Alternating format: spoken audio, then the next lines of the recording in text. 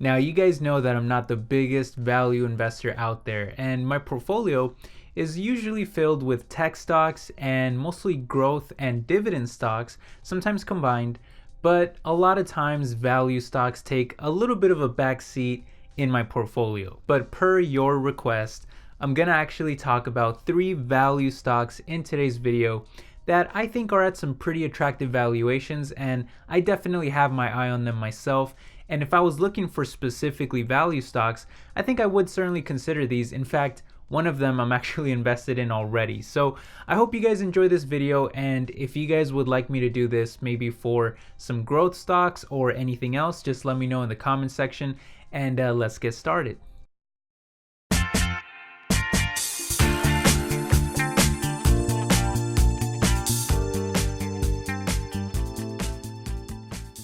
What's up everyone, my name is Ale and welcome back to my world of stocks. Now, we could obviously define a value stock in many different ways, and we could probably argue about what a value stock really is in the first place. And also I just want to add that I think a good well-rounded investor usually looks at the valuation of a stock, they look at the balance sheet, they also look at the growth potential, and a lot of times they also look at the dividends as well. So a good well-rounded investor, which is what I try to be, would look at all those different aspects. But if we're just looking at value stocks, for the purposes of this video, so that it's not insanely long, we're just going to focus on 3 primary components when looking for 3 decent value stocks. Okay, number 1 is that the stock is trading at a price to earnings ratio that is at least lower than the sector average or the sector median, and ideally it's at a price to earnings ratio that is also quite a bit lower than what it's been in recent years. Number 2 is that it would also be beneficial if the stock pays out a decent dividend, and I know that that doesn't always go together with a value stock, but when you think about it, a value stock tends to be lacking in growth, and when they're lacking in growth, the share price appreciation tends to be a little low. So we can make up for that a little bit if we have a decent dividend giving us a nice yield every year. And then number 3 is going to be that the company has at least some kind of future growth prospects or positive catalysts for the future, because a lot of times value stocks are value stocks for a reason, meaning that the stock has been really hammered by Wall Street, and the company usually has some major flaws or some major fundamental problems or issues that have dragged down the stock to its low price, making it a value stock. At least in my opinion, that's a lot of times that's what I see happen. So for these companies are not going to be any exception to that. They have some real deep fundamental problems, but I would like for them to be at least trying to make up for that in the future so that there's something positive to look forward to. And by the way, that's usually why I focus a little bit more on growth stocks in my portfolio, and I try to add in like some value there as well. So I try to get growth stocks that are trading at reasonable prices, but again, for the purposes of this video, we'll just look at some value stocks. Okay, starting with stock number 1, we're gonna go with AbbVie, ticker symbol ABBV. And if you guys have seen some of my videos, I've mentioned it a couple times that this is definitely a stock that I've had my eye on for a long time now. And the reason why is because they pay out a very nice dividend, and the valuation is also very attractive. I just haven't been able to convince myself to pull the trigger on it, at least not yet. But taking a look at the different criteria, they do pay out a very nice dividend that is still yielding above 5.4% at these current levels, with a payout ratio that is still a little high at about 52%, but it's pretty reasonable in my opinion. And while their dividend growth history is only 6 years, that was actually when they started paying it after being spun off from Abal Laboratories, who's actually been paying dividends for decades, so you can sort of think of it as a longer history than just 6 years, depending on how you look at it. Now, you may have noticed that there is no 5-year growth rate listed here, and I honestly have no idea why that is, but their 3-year compound annual growth rate on Seeking Alpha is listed at over 21%, so it has at least been growing at a pretty high rate. Turning to their valuation, we can see that both their GAAP and non-GAAP metrics are sitting well below the sector median, with their forward PE ratio sitting at just around 10 versus the sector median that is about 3 times higher at around 32. The current PE ratio is also hovering around some of its lowest levels in recent years. Of course, there's a reason for this, as their stock has dropped by around 37% from their highs last year and is still down by around 15% this year, sitting much closer to their 52-week low in the $70 range. Much of that is due to their best-selling drug called Humira, which is also the best-selling drug in the world, having already lost patent protection in Europe, and by 2023, it is expected to lose protection here in the United States as well. This is already having a negative impact on sales as its international revenue for the drug dropped by 23% year over year in their last quarter, which will have an even worse impact in just a few years. Their Rova-T treatment also saw another clinical failure last year, while their Androgel product continues to see declines after losing patent protection and having some health concerns as well, this time dropping by 43% in the United States. However, that leads me to the third criteria, which is whether or not they have future plans to offset their current issues.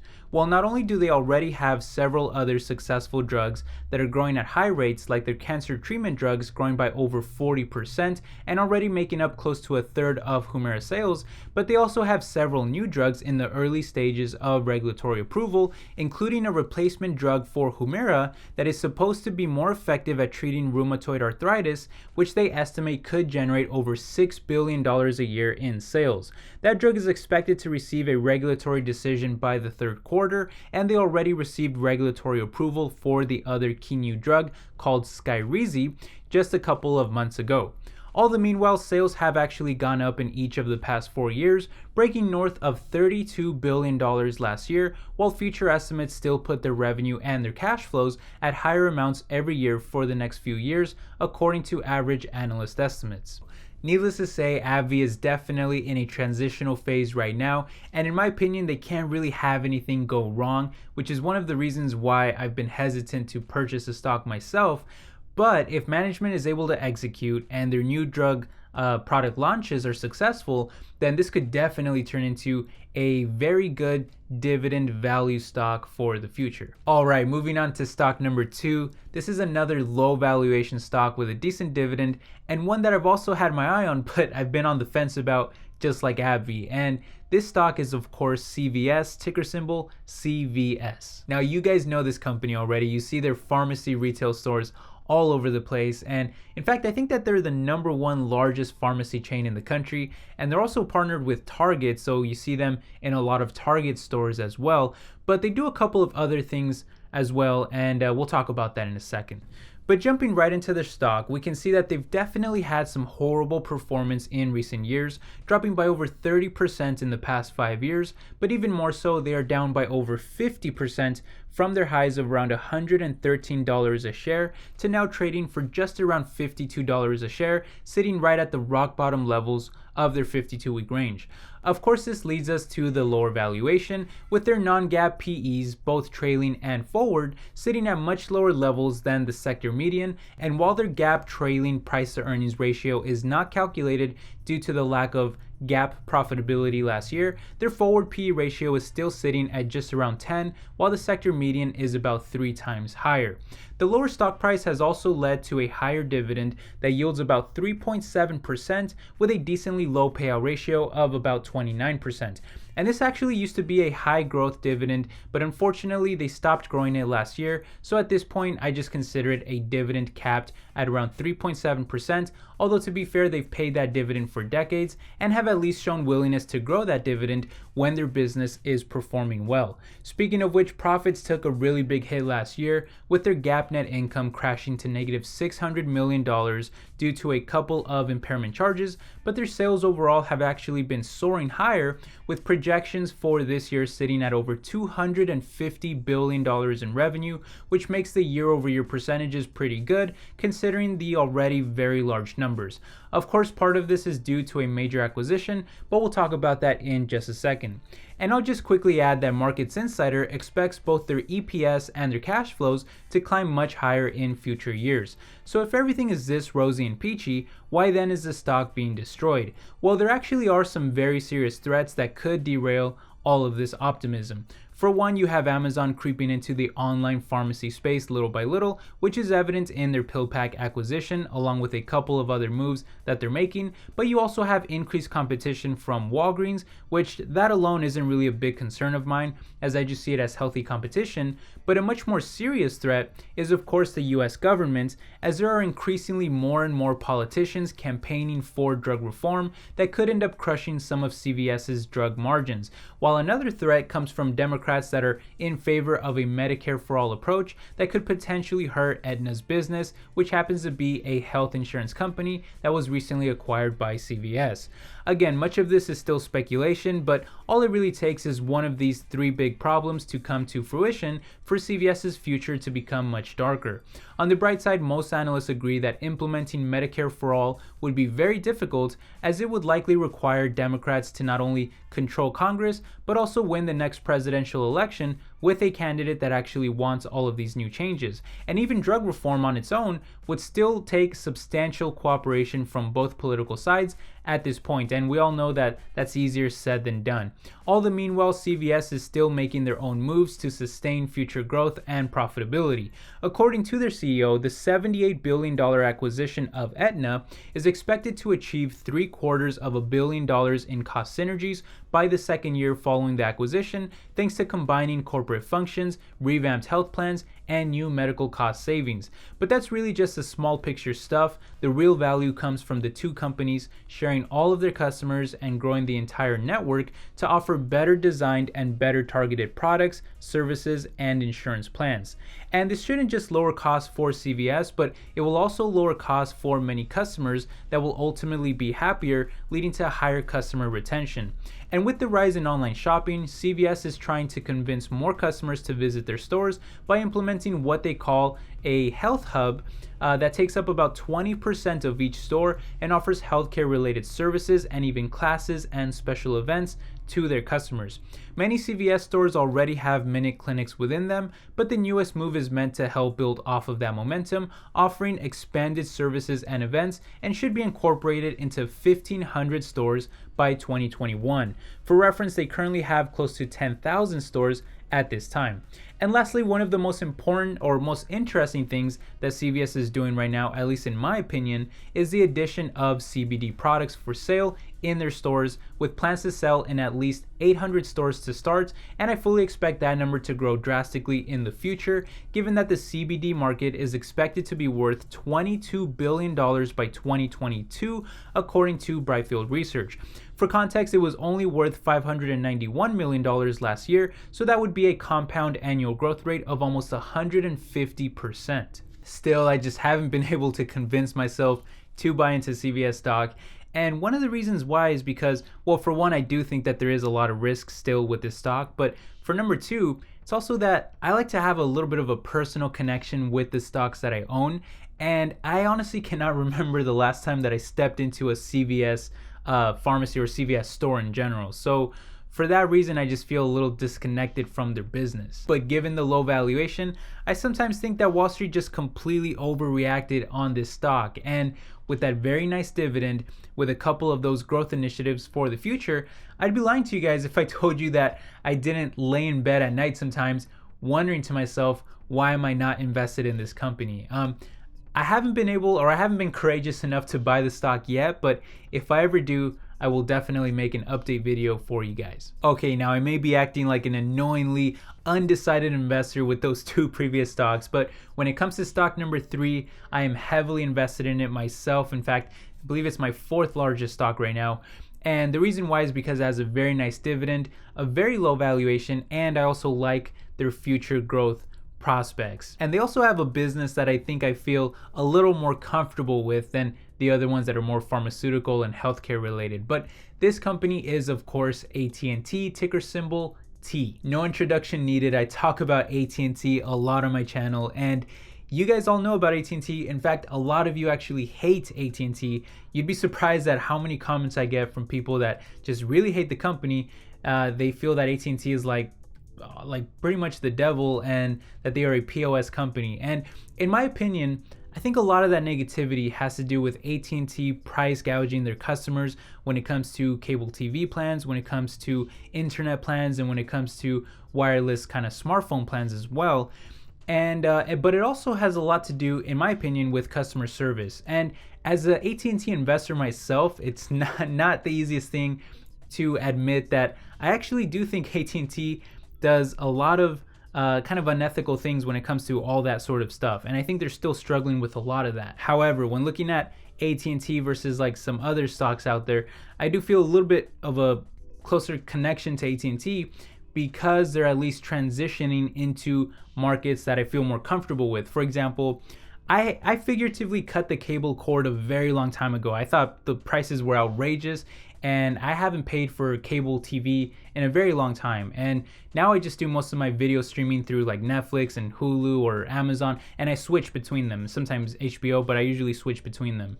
And the thing about AT&T is that they acquired Time Warner, so they'll be launching their own streaming service in the future, and I'm very willing to try it out myself because I usually like to switch around and pick the ones I like.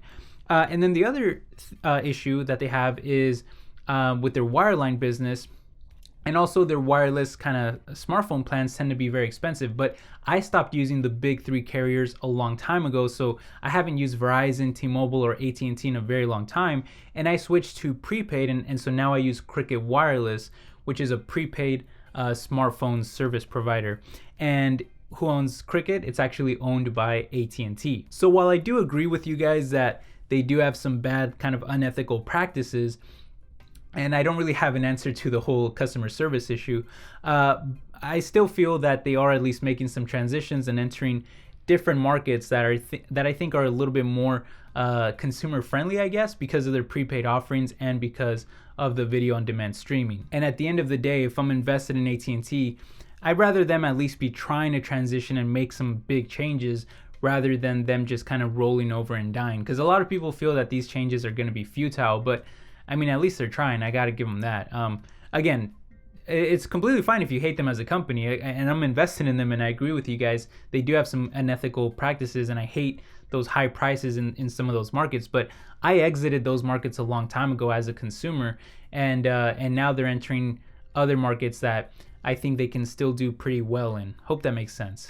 Okay, but of course Wall Street doesn't care about any of that until they actually see the positive results, which have absolutely been lacking in recent history, as they recently lost over 500,000 pay TV subscribers in the last quarter alone, with added struggles from their wireline business causing them to post negative sales growth back in 2017 at a time when they literally went through 7 consecutive quarters of negative revenue growth. This led to the stock tanking by around 25% from their highs, leading to a very attractive valuation in which all of their PE ratios, both trailing and forward, both GAAP and non-GAAP, are all being close to half of the sector medians, and they are still hovering near some of their lowest levels in years, which has also led to an even larger dividend. Speaking of which, it currently yields over 6%, and because I bought my stock at under $30, my yield is actually higher than 7%, but even at these levels, their payout ratio is still not anything astronomical at around 57%, with a gigantic growth history of 35 straight years of increasing that dividend even through recessions and market crashes. Now, when looking at their streaming service, there's no way to sugarcoat this. It's going to be much more of a premium service with an expected price tag of around $16 to $17 a month. For context, Hulu and Netflix charge $12 and $13 a month, while Disney Plus will be launching at only around $7, and Amazon Video is practically free as long as you're already a Prime member that pays around $120 a year, which averages to about $10 a month. But a couple of things to note on that. For one, they may actually have an ad-supported version that is cheaper in the coming years, but more importantly, this service is going to have HBO, Cinemax, and a ton of content from Warner Brothers, like the DC Universe, alongside many other brands and properties, so it's really meant to be a more comprehensive package. Obviously, we won't know how well it sells until it launches later this year, but given that HBO Go is about $15 a month alone, paying just a couple extra bucks to get an enormous amount of more content doesn't really seem like that bad of a deal to me. And again, you still have growth drivers from internet usage and wireless smartphone plans, which are two things that I think we will increasingly need more and more in the future, not to mention that 5G could launch the next major smartphone supercycle and obviously power huge growth markets like the data center, autonomous vehicles, and the Internet of Things, which AT&T is a huge play on themselves, given that they're aiming to deploy nationwide 5G by the first half of next year. Again, AT&T is not a company without its problems, and there's some pretty big problems there, but I like the fact that they're at least trying to transition, they're trying to adapt to new consumer trends, to a shifting market. And at this valuation, at this price, at this valuation, with that very nice dividend, with a massive history of 35 consecutive years, that leads me to believe that it would probably take a lot for them to stop growing that dividend. Again, this is a company that went through 7 straight quarters of negative revenue growth and they still kept growing that dividend. And there's been other issues in the past too. I mean, you're talking about recessions and market crashes and all kinds of stuff. So I think it would take a lot for them to stop growing the dividends. And then when looking at what price I'm willing to pay for the stock, again, I bought all of my shares at under 30. So I would like for it to go back down to 30 or less. Anywhere around 30 I'm still kind of comfortable with, but I personally would like it to be under 30 because I really like the fact that my yield is over 7% and that was a bit less than 30. So anyway, that's just kind of how I feel about it. I think that's about it. So I hope you guys enjoyed the video. Again, if you want to see videos on different kinds of markets, or you want to see growth stocks or all kinds of different things, or some dividend stocks, whatever else, let me know in the comment section. Hit the like button if you enjoyed the video, and I really appreciate all the support, guys. I'll catch you guys in the next one. Take care. Bye-bye.